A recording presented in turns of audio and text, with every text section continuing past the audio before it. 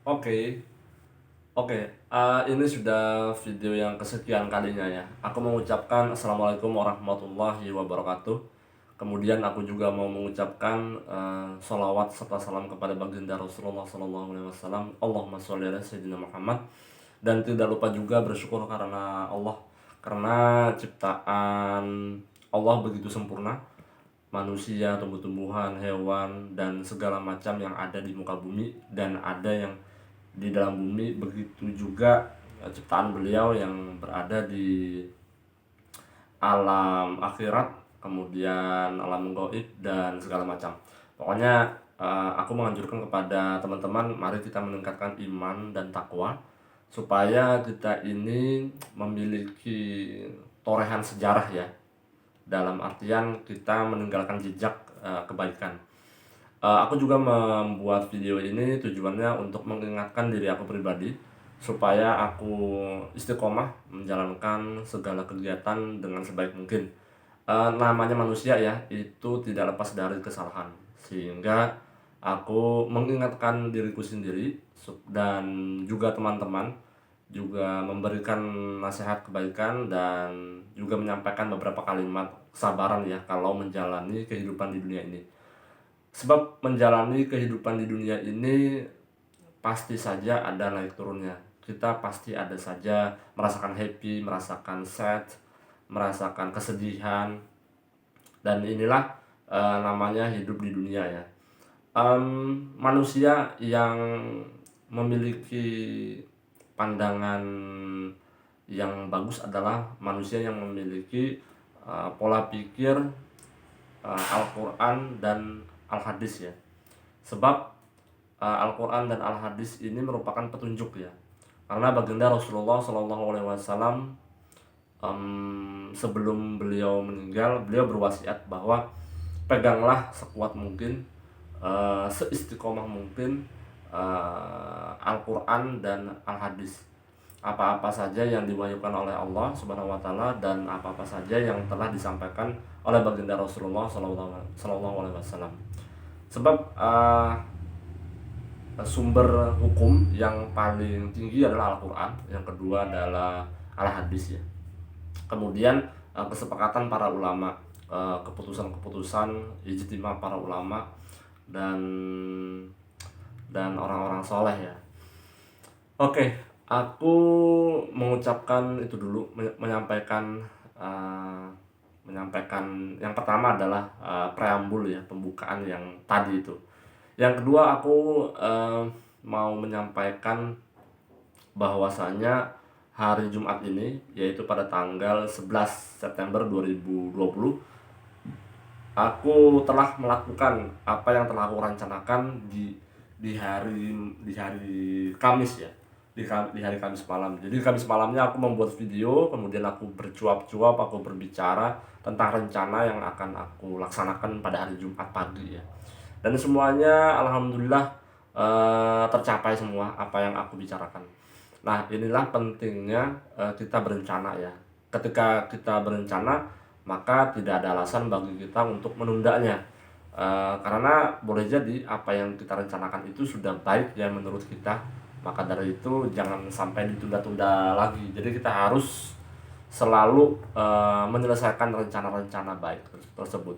Rencana aku pada hari Kamis itu aku pengen sepedaan di hari Jumat, kemudian aku makan pecel di Jalan Karangmenjangan, di sebelah kirinya gedung asrama mahasiswa Kalimantan Selatan ya, di Jalan Karangmenjangan nomor nomor 39 Surabaya. Aku sudah melaksanakan, namun ada beberapa nih yang mau aku sampaikan. Jadi setelah aku sholat subuh, kemudian aku tidak mandi, aku stretching dulu, aku pemanasan, aku menyiapkan segala sesuatunya. Aku menyiapkan tas, kemudian tas tersebut aku masukkan handphone, aku masukkan uang sebanyak 30.000, aku memakai baju, aku memakai masker juga. Setelah aku pemanasan, aku mengeluarkan sepeda. Namun posisi ban itu, ban depan sama ban belakang itu betul-betul kempes ya, tidak anginnya tidak cukup. Nah, Aku datang, dekat dekat rumahku itu kan ada rumah kontrakanku ya, itu ada orang tambal ban, ada juga yang yang yang yang biasanya kalau orang-orang nambal ban itu kan pasti saja ada satu paket dengan pengisian angin, angin ban ya. Nah, aku datang pertama kali ternyata yang ada hanya istrinya ya, suaminya belum datang. Jadi otomatis aku tetap jalan sekitar 4 km pakai sepeda itu. eh Ternyata setelah 4 km, di mungkin teman-teman anu ya yang berada di Surabaya mungkin tahu pasar pasar apa ya, aku lupa nama pasarnya. Pokoknya dekat rumah sakit Sutomo ya, rumah sakit Sutomo. Namun bukan pasar yang ada di pinggir jalan, itu bukan. Yang dekat apa ya, Kedung Sroko, dekat jalan Kedung Sroko. Di situ kan ada pasar. Nah, di situ ketika aku mengayuh sepeda, ternyata boom, meletuplah ban di depan aku itu. Ternyata eh, menurut pribadi aku, suara boom pecah itu karena kalau bahasa Banjarnya buntus ya, atau pecah ya. Pecah atau tertusuk paku. Ternyata aku setelah di cross check di perjalanan, eh, aku memiliki pemikiran ini kayaknya lebih dari bocor nih kayaknya. Jadi aku bukan tidak aku tunggangi, kemudian aku aku pegang sepeda itu, aku jalan aja sambil menggiring sepeda itu. Jadi arah menuju Jalan Gedung Seroko, tembusannya itu ada Jalan Karangmenjangan nanti. Nah, di pertigaan itu aku menemukan juga tambal ban dalam ya, tambal ban dalam yang lain. Ternyata tidak ada penghuninya juga, tidak ada yang menunggui. Kemudian aku putuskan uang 30.000 itu aku belanjakan dulu ya untuk makan. Harga totalnya sekitar 16.000 ya. Jadi pecel Pak D itu enak banget. Eh, di situ ada telur mata sapi, ada nasi, ada bumbu pecel khasnya Pak D, pecel Pak D itu. Kemudian aku minta teh hangat ya.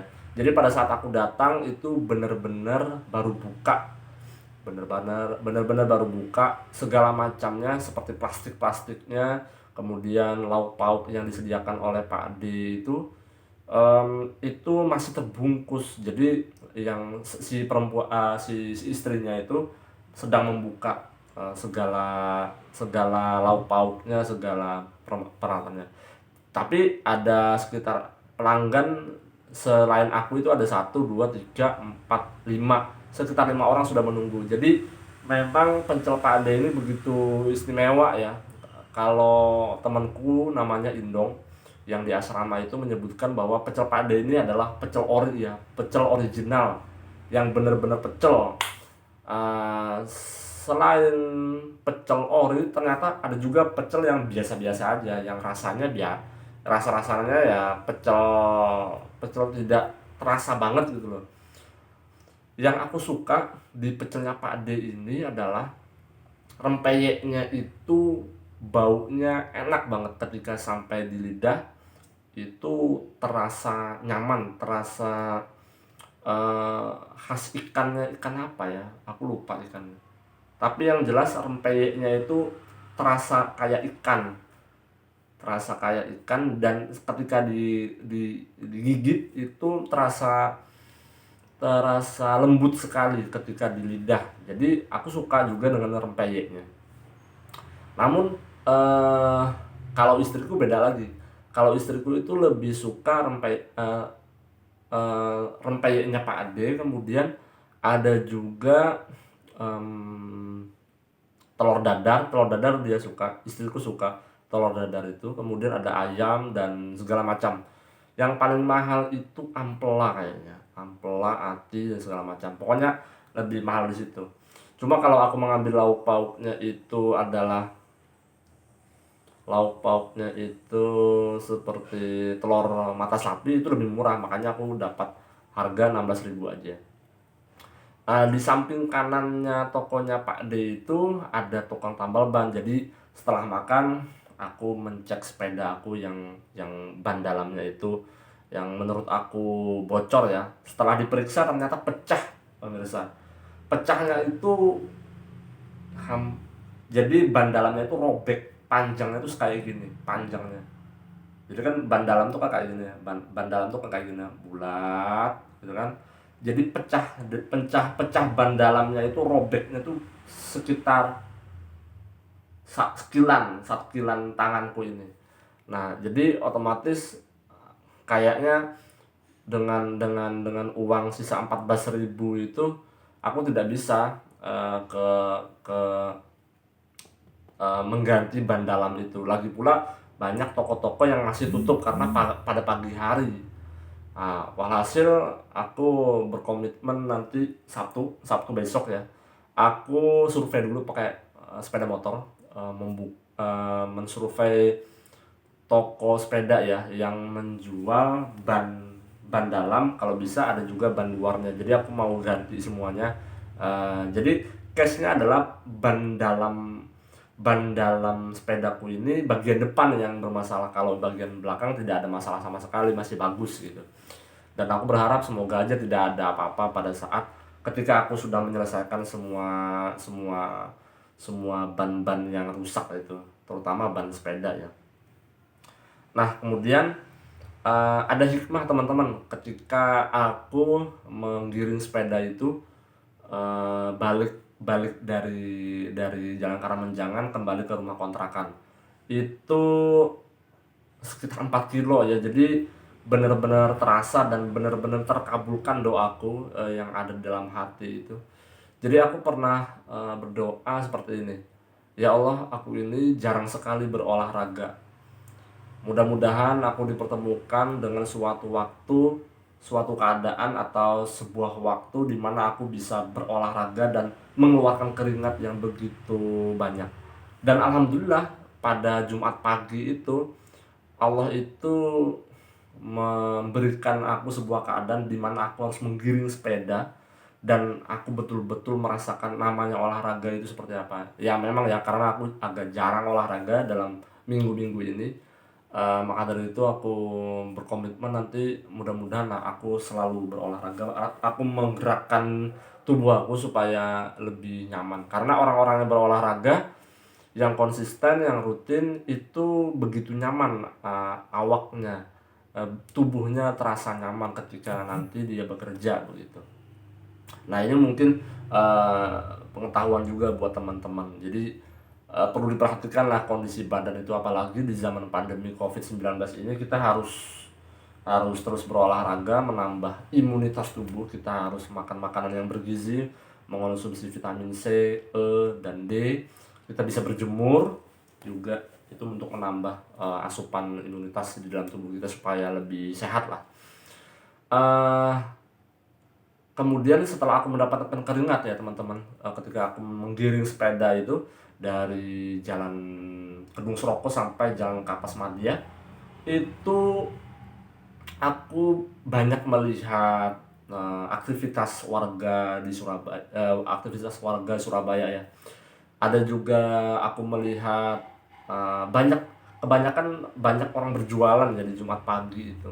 Dan aku merasa, aku ketika sampai di arah pertigaan apa ya, aku lupa, dekat pasar juga, dan situ ada jual roti. Jadi rotinya ini buatan produksi Jepang gitu loh, tidak seperti sari roti, namun ini berbeda. Harganya 10.000. Kebetulan uangku sisa 14.000, aku belikan aja 10.000 untuk aku makan cemilan ya di rumah. Jadi lumayan banyak, jadi sekitar ada 10 lembar roti, harganya 10.000. Dan menurut aku ini cukup murah sekali, dan itu membuat aku bahagia ya karena aku punya cemilan di rumah. Jadi aku punya mentega, aku punya gula, jadi tinggal oles aja gitu ketika sampai di rumah. Nah, selain aku melihat aktivitas warga, jadi aku definisikan aja ya, aku detailkan aja. Aktivitas warga ini banyak yang berjualan teman-teman. Ada yang berjualan roti, ada juga yang berjualan bakso di pagi hari itu, ada juga jual jual gorengan, kemudian ada juga yang jualan garam, garam 5.000 dapat 3, dan penjualnya ini adalah seorang ibu-ibu setengah baya ya. Aku merasa kasihan. Tapi aku tidak membeli garam itu karena aku tidak membutuhkan, karena masih ada di rumah begitu. Itu jualan-jualan tersebut berada di Jalan Gersikan ya. Di situ banyak sekali pasar-pasar, jadi pedagang-pedagang situ banyak sudah beraktivitas.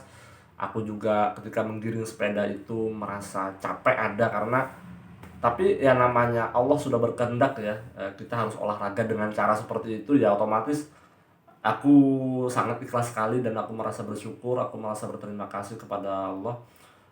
Aku diberikan kesempatan untuk berjalan sejauh itu. Walhasil aku mendapatkan keringat yang sangat banyak dan tubuhku merasa lebih nyaman dibanding sebelumnya.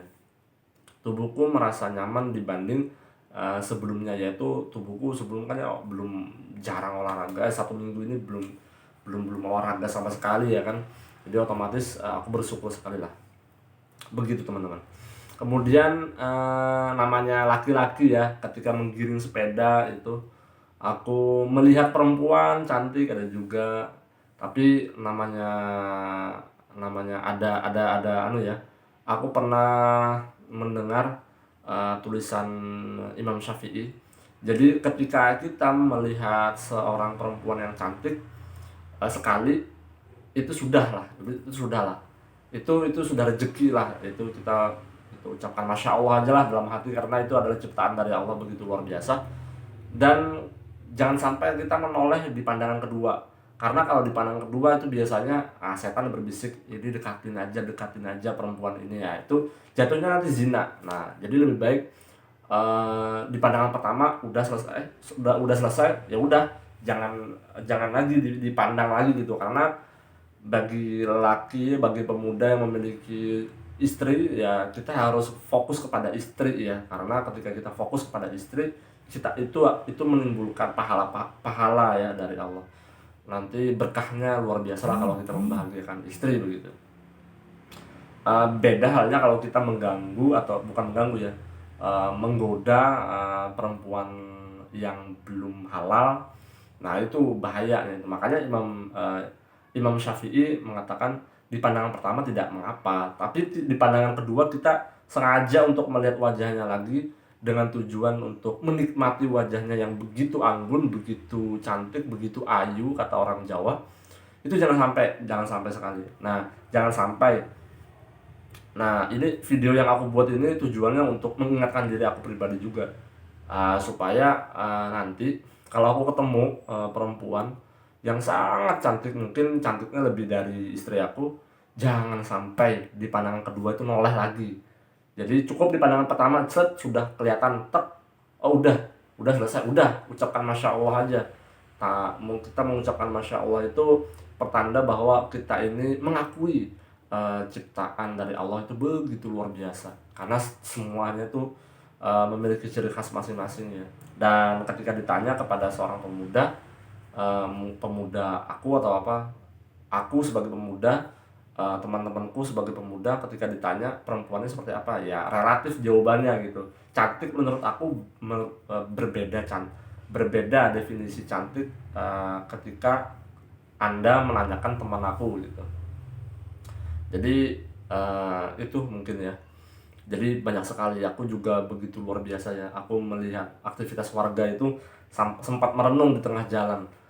Wah ternyata begini kalau menjadi pedagang. Tidak pasti teman-teman kalau menjadi pedagang itu tiap hari dapat berapa, kalau dirata-ratakan dalam sebulan dapat berapa. Jadi bersyukur sekali kepada teman-teman yang mendapatkan gaji sebulannya itu sudah pasti ya, yang digaji oleh perusahaan, sangat beruntung. Namun bagi orang-orang yang ulet seperti pedagang-pedagang tersebut, suatu saat nanti akan menjadi pengusaha besar ya, kalau mereka ulet, kemudian mereka belajar marketing, cara berjualan, cara trik and tripsnya bagaimana, itu insya Allah akan menjadi besar asalkan itu rutin dilakukan bagaimana caranya. Makanya ada guruku mengatakan ayo belajar menjadi seorang pengusaha, karena guruku itu ada juga yang pengusaha gitu.